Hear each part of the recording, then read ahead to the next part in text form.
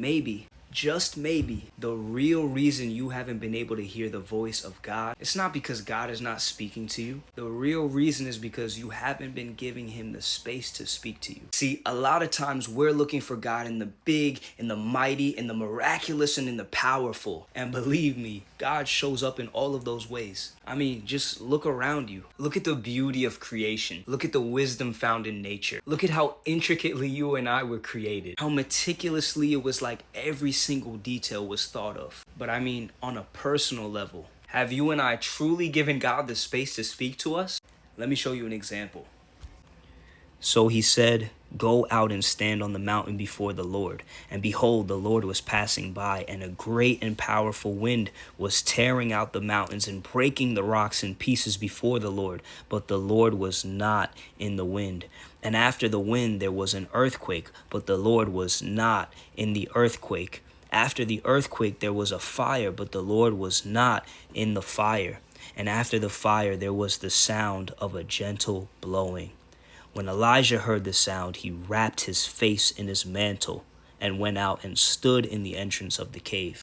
So here we have this prophet, this man of God who just witnessed the Lord display his power miraculously. So naturally, Elijah is expecting that God is going to be found in these natural displays through nature. But the Lord wasn't in any of these. He was found in the gentle blowing. In other translations, instead of gentle blowing, it says that there was a still small voice, or a whisper.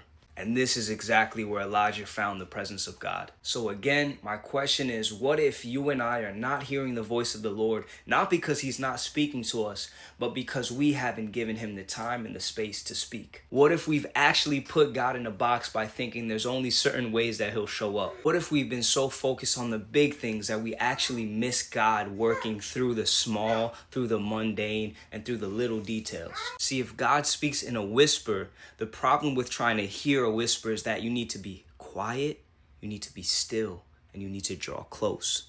And especially in our modern day, we are so polluted with noise, from television to social media to music to podcasts to work. With the same 24 hours, we filled our schedules complete to the brim with busyness and noise. So my challenge for you and I is to be intentional and seek the Lord. Carve out some space for him and believe that in that space, you and I will hear his voice.